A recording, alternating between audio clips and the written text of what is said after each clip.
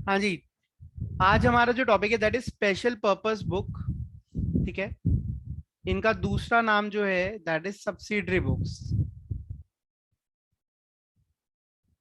तो बहुत अच्छे से पहले मतलब समझेंगे ये चैप्टर क्यों बना और ये सब्सिडरी बुक्स का क्या लिंक है अकाउंट से। देखिए, हमारी जो प्रिंसिपल बुक्स होती हैं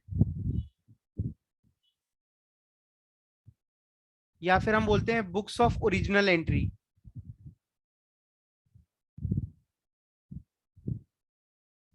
इसका मतलब होता है ऐसी बुक्स जिसके अंदर हम ट्रांजेक्शन को फर्स्ट टाइम एंटर करते हैं। ठीक है, बिल आया, बिल बिल से हमने ट्रांजेक्शन को रिकॉर्ड करा, या कोई भी वाउचर आया हमें उससे ट्रांजेक्शन को जहां पर भी हमने रिकॉर्ड करा है। ठीक है, that is called book of original entry या फिर हम प्रिंसिपल बुक्स ऑफ अकाउंट्स बोलते हैं। तो इस प्रिंसिपल बुक्स ऑफ अकाउंट के अंदर सबसे ज्यादा इंपॉर्टेंट बुक हमने कौन सी पढ़ी है अभी तक? जर्नल। सारी एंट्रीज पहले कहाँ रिकॉर्ड होती है? जर्नल के अंदर रिकॉर्ड होती है।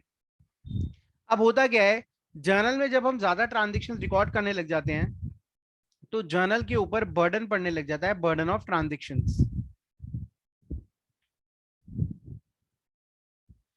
ठीक है, ये बर्डन ऑफ ट्रांजेक्शन का लॉसेस क्या क्या है देखिए।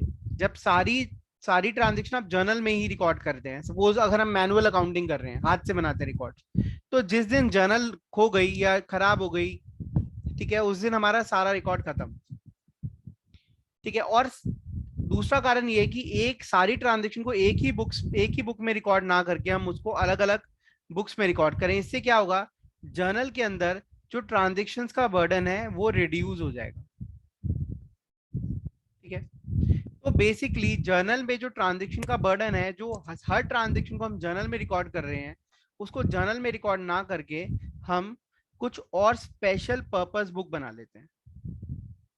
स्पेशल पर्पस बुक मतलब, जैसे कि हमने सोच लिया कि भाई गुड्स को जब हम खरीदेंगे तो उसको हम एक अलग बुक में रिकॉर्ड करेंगे, जर्नल में रिकॉर्ड नहीं करेंगे।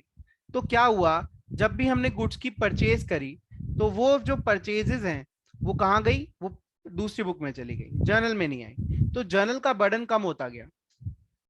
हमने सोच लिया कि जब भी हम गुड्स को सेल करेंगे तो वो हम जर्नल में रिकॉर्ड नहीं करेंगे, सेल और परचेज अलग ही रिकॉर्ड करेंगे। तो जर्नल पे सेल की भी ट्रांजेक्शन, परचेज की भी ट्रांजेक्शन कम हो गई। तो इस तरीके से हम स्पेशल पर्पस क्या हुआ, जो भी हमारा पर्पस है उस बुक को बनाने का। ठीक है, जो भी बुक हम बना रहे हैं उसके अंदर एक particular type of transaction record करेंगे। जर्नल के अंदर क्या होता है, सभी तरह की ट्रांजेक्शन रिकॉर्ड होती है। स्पेशल पर्पस बुक में क्या होता है, स्पेशल पर्पस, जिस पर्पस के लिए हमने वो किताब बनाई है वही ट्रांजेक्शन रिकॉर्ड होंगी उसमें, और सारी जर्नल में रिकॉर्ड होंगी। तो तभी हमारा ये कंसेप्ट आया, ये चैप्टर आया स्पेशल पर्पस बुक। ठीक है, तो इसमें बेसिकली हम बुक्स ऑफ अकाउंट्स के बारे में पढ़ने वाले हैं कि जब हम रिकॉर्ड्स मेंटेन करते हैं तो जर्नल के साथ साथ, लेजर के साथ साथ, ट्रायल बैलेंस के साथ साथ हम और कौन सी बुक्स मेंटेन करते हैं। ठीक है, ताकि आपको कभी ये ना लगे जब आप किसी के अकाउंट चेक करने जाओ, खाते देखने जाओ, तो आपको ये ना लगे अरे हम तो सिर्फ यहाँ तो सिर्फ जर्नल ही बनती थी, आपने ये फालतू की बुक्स क्यों बनाई हुई है। ठीक है, तो उनका अपना अलग एडवांटेज है। तो स्पेशल पर्पस बुक को हम सब्सिडरी बुक्स बोलते हैं। एंड आपने लिखना है, स्टार्ट करना है, subsidiary books are prepared to reduce the burden of transactions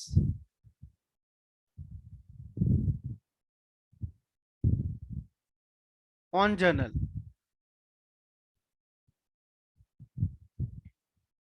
A single subsidiary book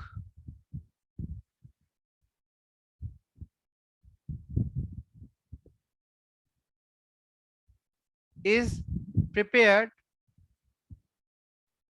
for a specific purpose.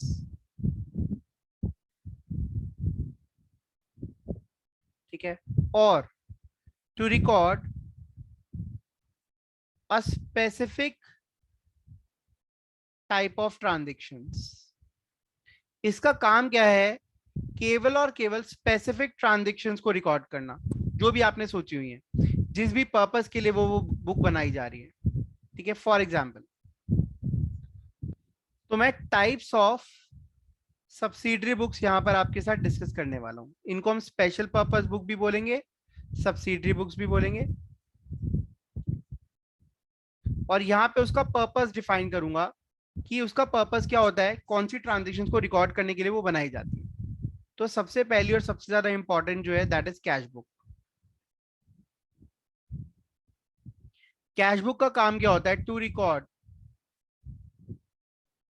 Cash और बैंक ट्रांजेक्शंस। इसका काम क्या होता है, कैश और बैंक से रिलेटेड ट्रांजेक्शन्स को हम कैश बुक में रिकॉर्ड करते हैं। तो देखिए जब कैश और बैंक की ट्रांजेक्शन्स कैश बुक में आ जाएंगी तो जर्नल पे कितनी सारी ट्रांजेक्शन्स का इफेक्ट कम हो जाएगा।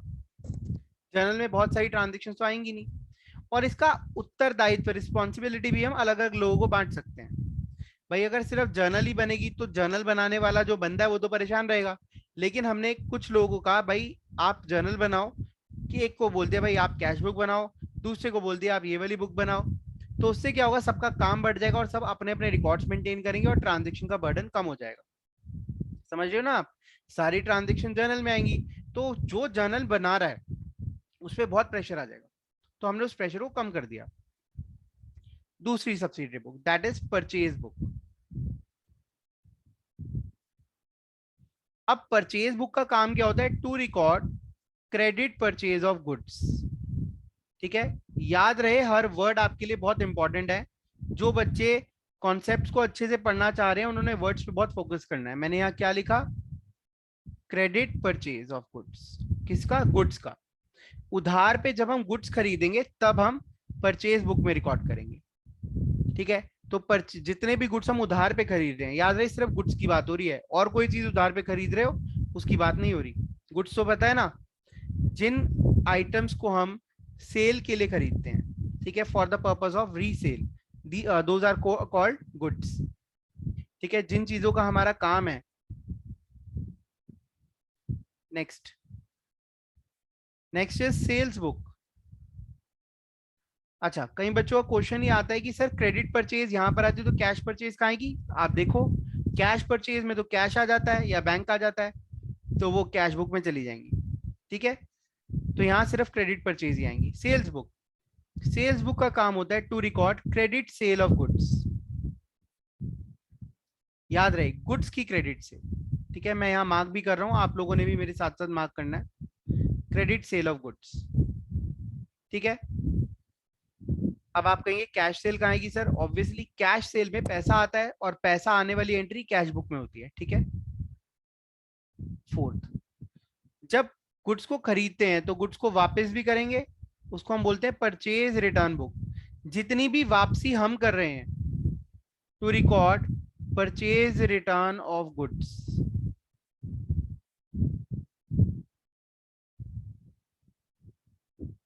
जितना भी खरीदा हुआ माल हमने वापस कर दिया किसी भी कारण से, तो उसको हम परचेज रिटर्न बुक में रिकॉर्ड करते हैं। Fifth is sales return book, to record sales return.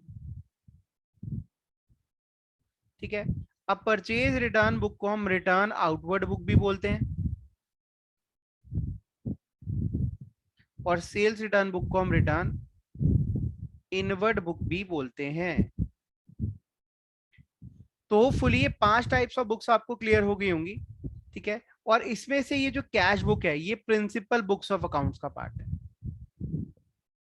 इसकी बड़ी सारी स्पेशलिटी हैं जो हम डिस्कस करने वाले हैं। बाकी सारी तो सेकेंडरी बुक्स में है, लेकिन ये प्रिंसिपल बुक्स का पार्ट है। तो यहां पर जो ट्रांजेक्शन आती है वो जर्नल में नहीं आती, इसके लिए भी आप नोट डाल लीजिए। Transactions recorded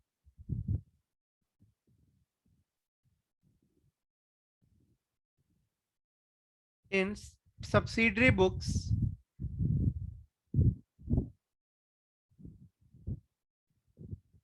need not to be recorded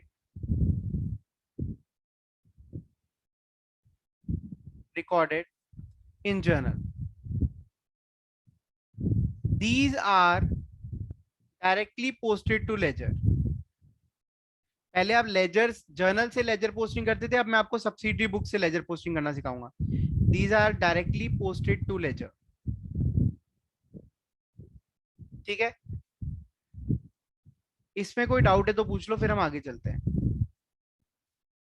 हाँ जी, तो आज हम जो सब्सिडरी बुक्स बनाना सीखने वाले हैं उसका नाम है first subsidiary books, that is also a part of principal books of accounts, और उसका नाम है cash book.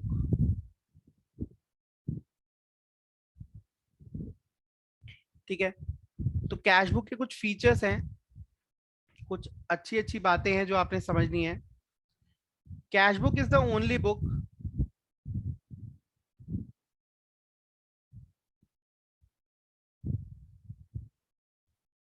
which is a ledger, a principal books of accounts, book of accounts,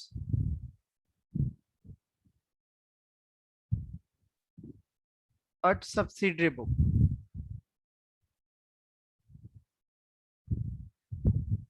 ठीक है, तो ये तीनों फीचर है इसमें कि एक लेजर भी है, वो प्रिंसिपल बुक्स ऑफ अकाउंट्स भी, और सब्सिडरी बुक भी है, मतलब जर्नल और लेजर दोनों का काम करती है। ठीक है, अगर कैश बुक बना ली तो जो कैश बुक में ट्रांजेक्शन आ रही है ना उनकी जर्नल में कोई एंट्री करनी ना लेजर में। ठीक है, तो ये लेजर की तरह ही बनाई भी जाती है, तो इसका फॉर्मेट बिल्कुल लेजर की तरह ही होता है। अब मैं आपके साथ डिस्कस करने वाला हूँ टाइप्स ऑफ कैश बुक के बारे में। कैश बुक कितने तरह की होती है? तो first is simple cash book, second is double column cash book,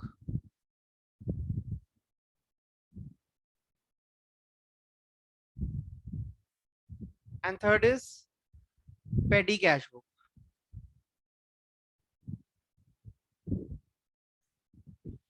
ठीक है, सिंपल, ये तीन चीजें हमने सीखनी है। सिंपल कॉलम कैश बुक क्या होती है? इसके अंदर सिंगल कॉलम होता है,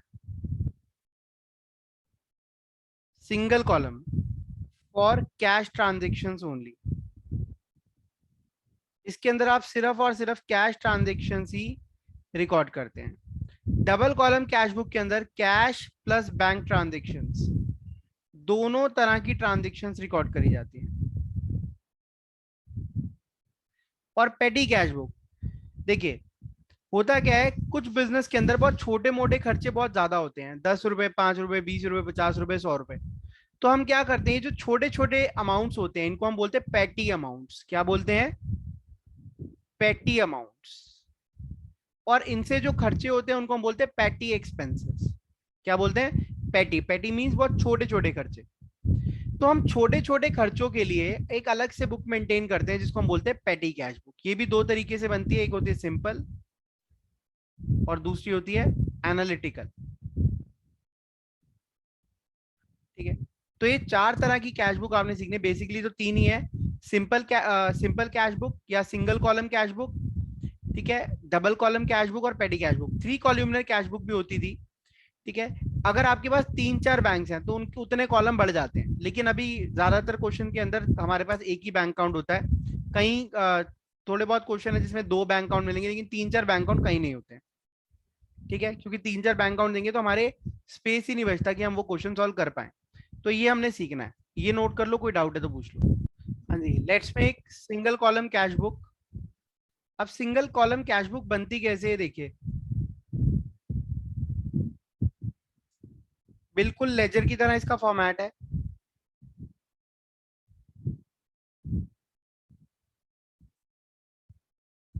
डेट, पर्टिकुलर्स,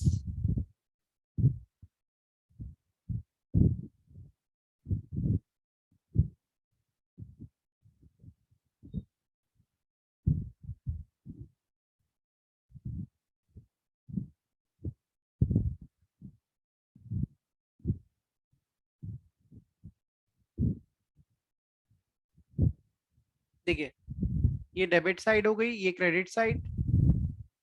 डेट,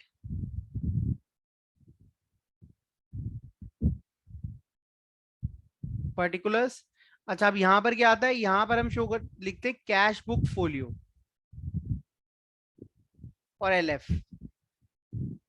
ठीक है, कैश बुक फोलियो और एलएफ आता है यहाँ पर। अमाउंट, डेट,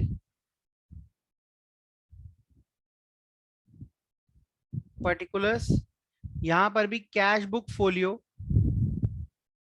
और यहाँ पे आता है लेजर फोलियो।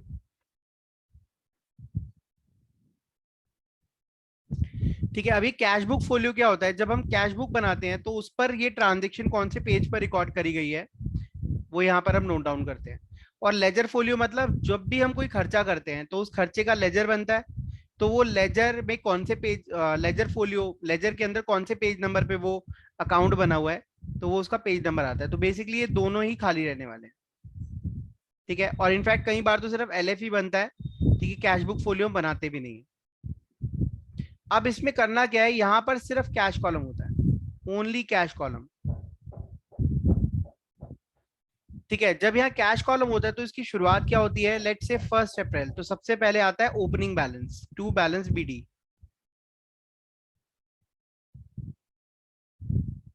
इसके बाद ओपनिंग बैलेंस के बाद अगर कोई भी पैसा आ रहा है, ऑल कैश रिसीट्स, वो आप यहाँ लिखते हैं। कहीं से भी पैसा आ रहा है, सेल से पैसा आया टू सेल, कमीशन से पैसा आया टू कमीशन, राम ने पैसा दिया टू राम, श्याम ने पैसा दिया टू श्याम, ऐसे। ठीक है, और क्रेडिट साइड पे बाय ऑल पेमेंट्स, जितनी भी आप कैश पेमेंट्स कर रहे हो, राम श्याम सीता गीता, जिसको भी पेमेंट आप कर रहे हो वो सारी यहाँ पर आ जाती है। छोटा सा एग्जांपल लेता हूँ, 40,000 रुपए मेरे पास थे, 2 लाख रुपए मेरे पास आए, तो टोटल कितने हो गए, 2,40,000। डेबिट साइड का टोटल आ गया, इसमें से 1.5 लाख मैंने खर्च कर दिए, पेमेंट्स हो गई। ठीक है, तो क्रेडिट साइड का टोटल कितना आ गया, 1.5 लाख, तो बच क्या गया, हम इसको जब क्लोज करेंगे, क्लोजिंग करेंगे, तो क्लोजिंग बैलेंस लिख देंगे, that is called balance CD.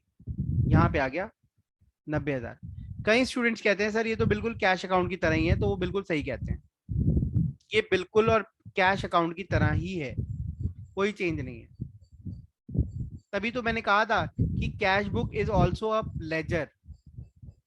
ठीक है, कैश बुक एक लेजर भी है। ठीक है, तो ये हमारी सिंगल कॉलम कैश बुक थी। इसी में अगर ये अमाउंट के 2 कॉलम बन जाएंगे तो ये 2 कॉलम कैश बुक हो जाती है, बाकी सब कुछ सेम रहता है। उस केस में हम कैश कॉलम और बैंक कॉलम 2 कॉलम बनाते हैं।